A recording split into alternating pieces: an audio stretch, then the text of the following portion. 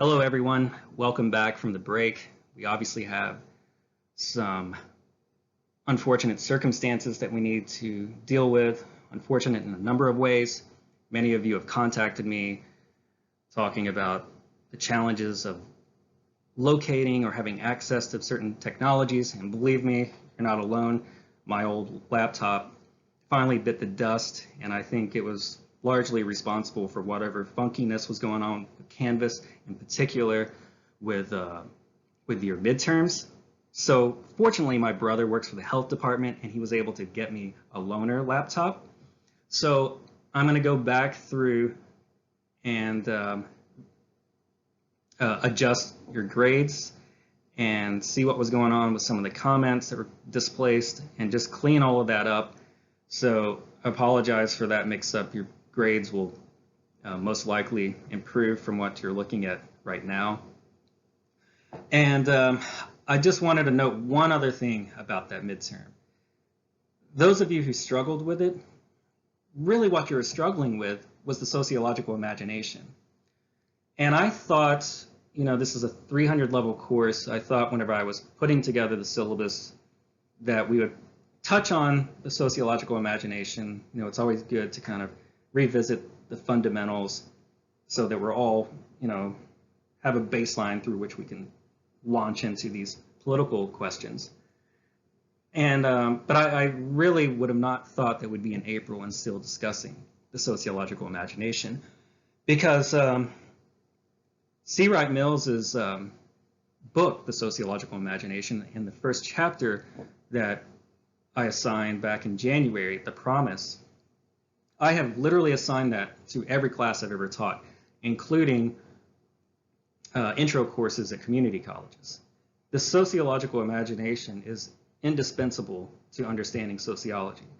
So in one way, we ask ourselves, what is sociology? So sociology is the study of modern society. The sociological imagination goes, well, okay, that's great. Why do we need to study modern society? And the promise, the sociological imagination, tells us what we do with that knowledge. In other words, it tells us what sociologists do. And I think I sent out an email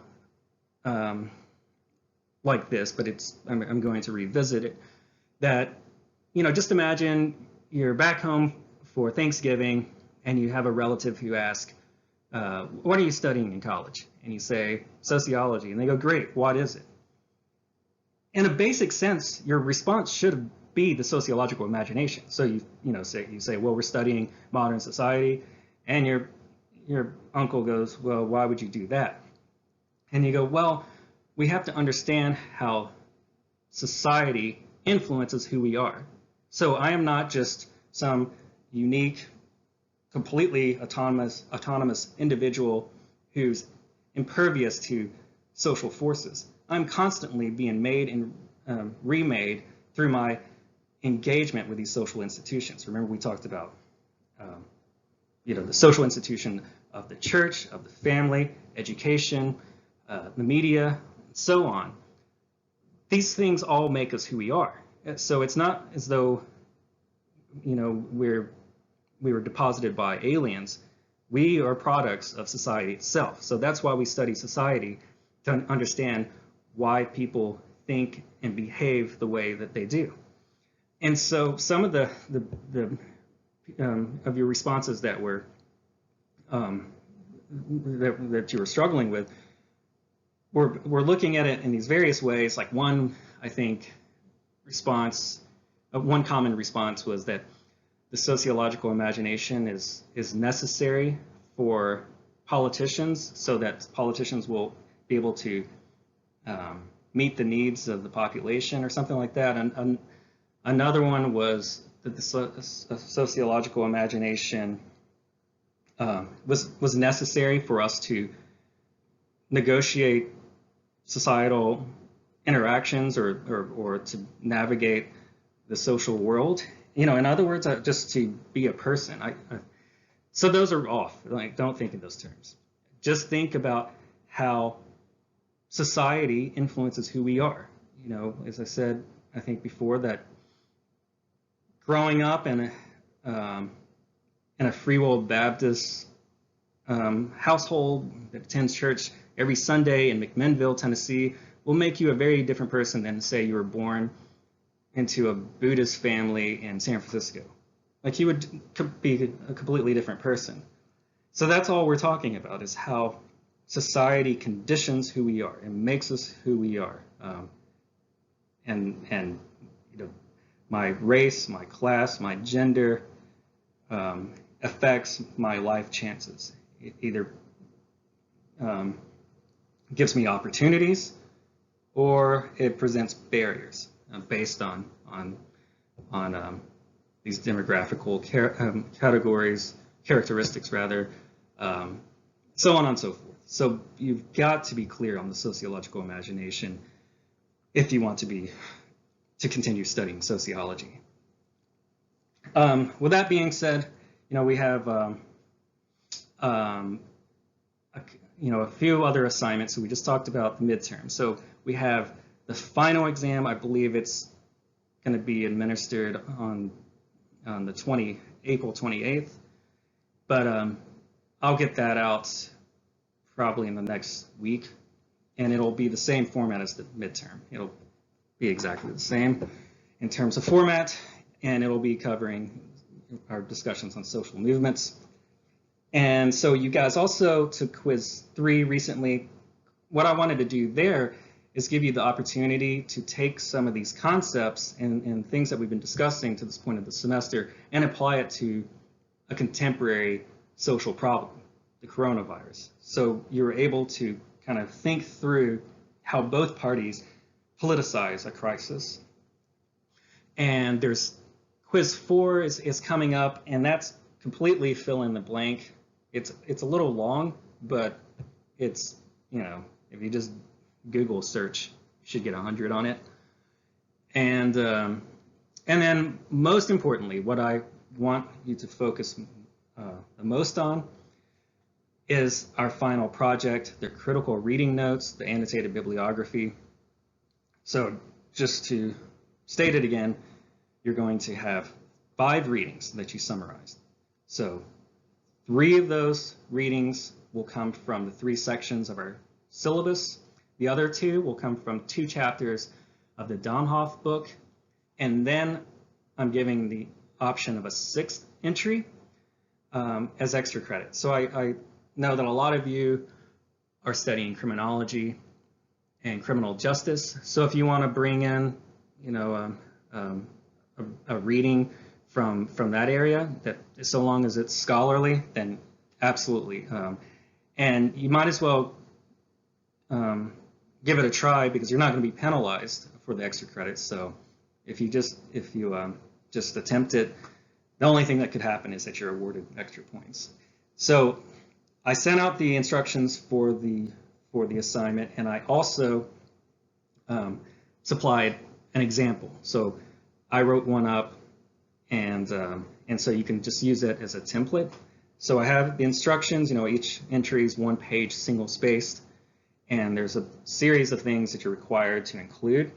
But if you just use my template and just copy that format, you'll be in good shape.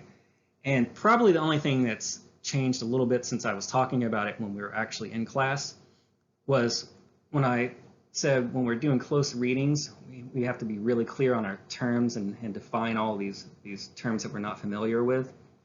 And that's true, but you don't have to define these terms for this project. Just if you run across a sociological term in the reading, just note it. So just write it down, enter it into the document. So for example, you would just, if you saw the word hegemony or reification, you would just write reification, hegemony, so on and so forth, social movements, whatever. Those would be your terms, and you don't have to define them for this assignment. So with that being said, we're moving into our final section of the semester. And what this section does is, we've talked about social problems and, political issues, and these various critiques of the state and issues of privilege and domination and power and all of this. Well, social movements give us an opportunity to talk about, well, what can be done. We have all these problems that we see in modern society. So what have people done to address them? And that's where social movements come in. I may have told you that I've studied social movements for about 10 years, covering everything from the evangelical counter-environmental movement on the right to my current work on democratic socialism on the left. And one thing that you'll find interesting with social movement scholarship is it enables us to see the similarities between seemingly dissimilar phenomena. So, for example, the pro-life movement shares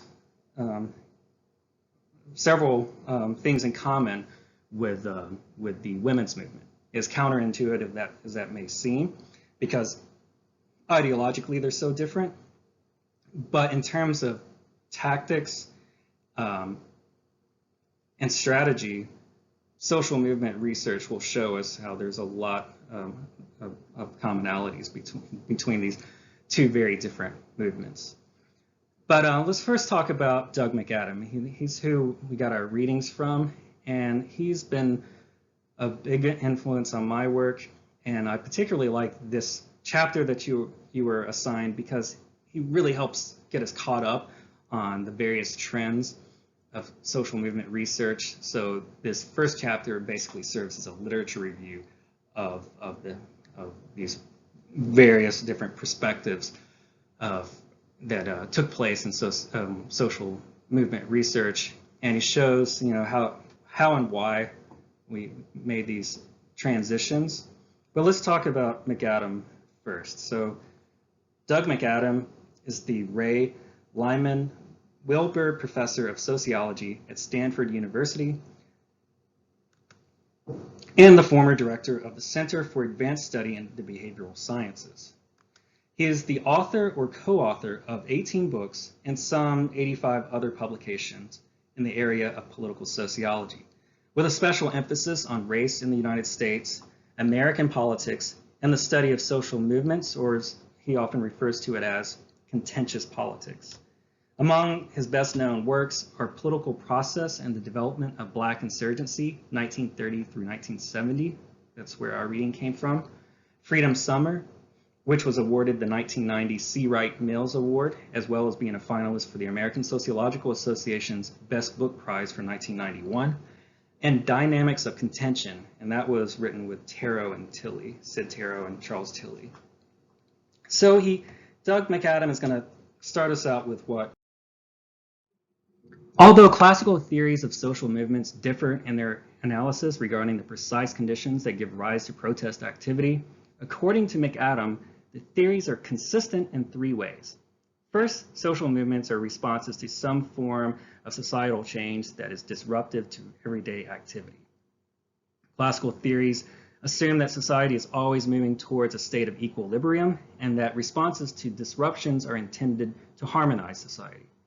Second, opposed to being viewed as responses to structural conditions, the classical theories describe social movements almost exclusively in terms of the impact that strain has on individuals. Social movements are not, according to classical theories, intended to rectify structural conditions that keep masses of individuals in states of poverty and oppression. Third, the classical theories assume that participation in social movements is irrational. Operating under the mantle of pluralist theories of politics, classical theories presuppose that social movement actors could better improve their lot if they channeled their efforts into the political system. Classical theories of social movements place an almost exclusive emphasis on movements as a psychological rather than political response to societal problems. Kornhauser, for example, argues that democratic societies are based on mass participation in groups and organizations that serve as a prime means of individual socialization. Democratic governance reduces the friction between specific groups and classes and provides a mechanism through which grievances and demands can be settled. When crises occur, individuals begin to withdraw from these voluntary organizations and become isolated. As isolation becomes more severe, individuals begin to participate in social movements in an effort to find meaning. For Kornhauser, such mass movements are always extreme and always anti-democratic in nature. In a related account, social movements, theorists like Davies in the 60s, explain the emergence of movements in terms of status inconsistency. According to this model, social movements emerge as a result of unfulfilled expectations. During times of economic prosperity, individuals expect to benefit. When a gap exists between individual expectations and reality, or if some groups are benefiting and others aren't, people will resort to social movements to close the gap. Finally, scholars of the classical models explain the emergence of social movements through the application of strain theory. According to this perspective, individuals participate in social movements in response to rapid changes like war, economic recession, etc., if the elites in society do not attend to changes first. This theory argues that social movements are merely short responses to rapid changes rather than organized reactions to structural problems. Quote, the pluralists have made of social movements a behavioral phenomenon requiring special explanation. The classical theories have, in turn, obliged with a host of such explanations based on any number of social psychological determinants. If, however, one rejects the pluralist model in favor of either an elite, which by the way comes from Mills, or Marx's view of power in America, the distinction between rational politics and social movements disappear. So classical theories of social movements may well be deficient, but it is a mistake to jettison their theoretical assumptions entirely. So as we will demonstrate here with following slides, several scholars have argued that the emergence of distinct musical genres is a response to heightened alienation and cognitive dissonance, especially in the current era of hyper-individualism. Some attention needs to be paid to the opportunity to mobilize individuals as opposed to organizations or identity groups to engage in social movements. Although subsequent theories have rightfully debunked the notion that participation in social movements constitutes irrational behavior, resource mobilization, political processes, and new social movements may be guilty of having jettisoned some of the more positive contributions. So let's move to resource mobilization theory. Once the pluralist notion of politics was rejected in social movement theory, scholars began to analyze movements from the perspectives of resource mobilization. Resource mobilization theorists began from the viewpoint that the political arena is not an equal playing field that everyone has same access to. Let's see, where's this? There we go. Instead, resource mobilization theorists argue that most individuals have virtually no bargaining power in politics and that elites exert disproportionate control over the process. Resource mobilization theorists also reject key aspects of classical theories, namely that this level of strain or alienation experienced by individuals has little to do with their participation in social movements, and similarly that strain and alienation remain relatively constant. So grievances remain constant, so that can't be why movements emerge. Instead, what determines whether or not a movement will emerge is the amount of resources that a group has at its disposal. That's why it's called resource mobilization theory. McAdam argues that there are 4 benefits that resource mobilization holds over the classic theories. Let's get there. So these are the benefits. First, and one aspect that cannot be overstated, resource mobilization theories hold that social movements are not responses to psychological conditions, but are inherited politically. Second, And in a similar sense, resource mobilization theories argue that because movements are inherently political, they are also rational. Remember how this differs from our classic models. Third, resource mobilization perspectives stress the role of external factors on movement formation and outcomes. Unlike classical theories, resource mobilization extends the analysis of social movements beyond the scope of the individual. Fourth, resource mobilization theorists place emphasis on the role of groups and organizations within social movements. Although perhaps obvious, the attention given to groups and organizations again illustrates that movements are not relegated to the realm of the internal psyche, but that they are an ongoing political process.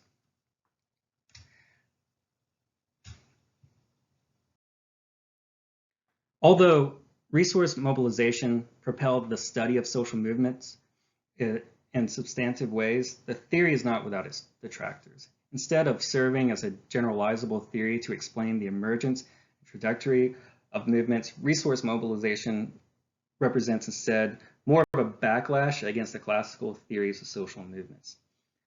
So in addition, McAdam argues that there are at least 4 substantive flaws with regards to resource mobilization theories.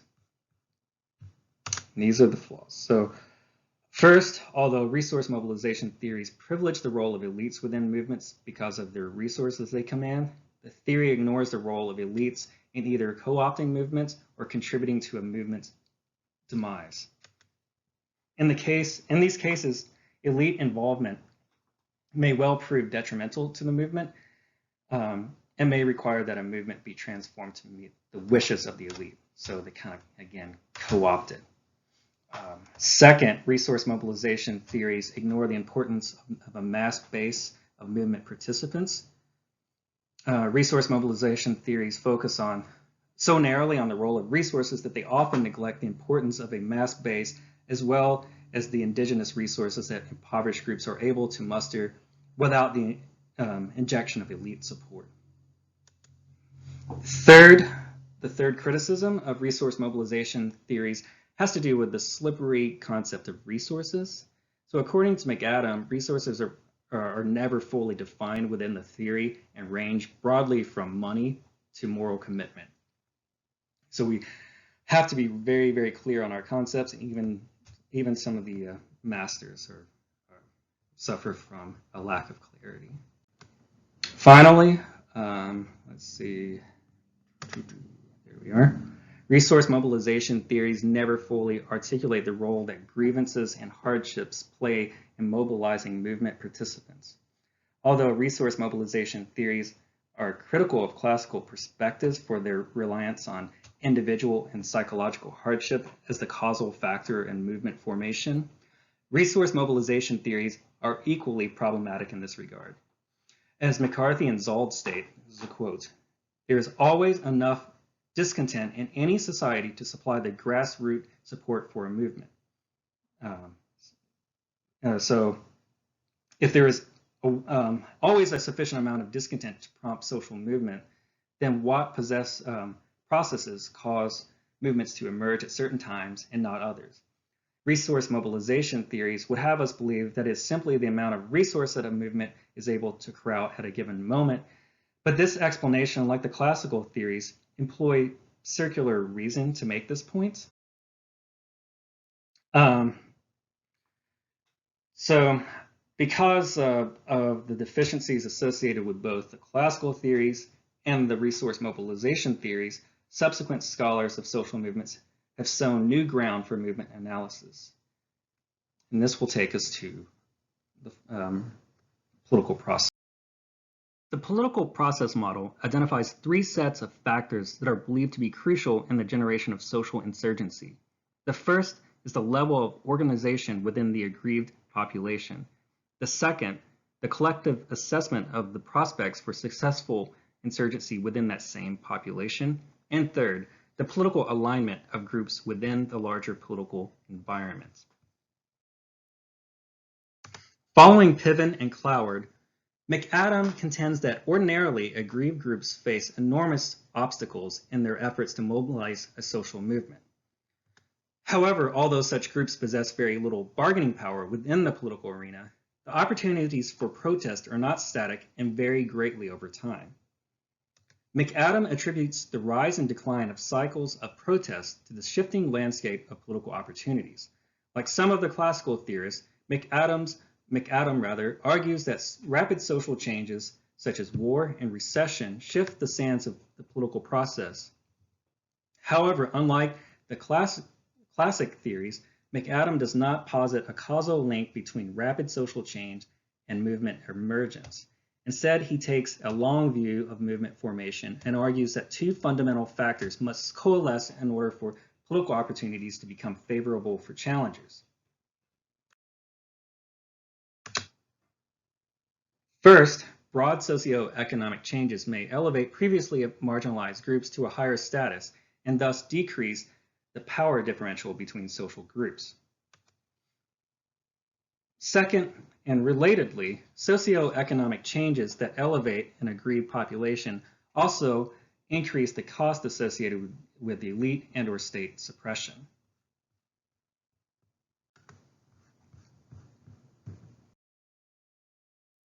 Even when political opportunities are sufficiently favorable for challengers, the likelihood that a movement will emerge is still contingent on other factors.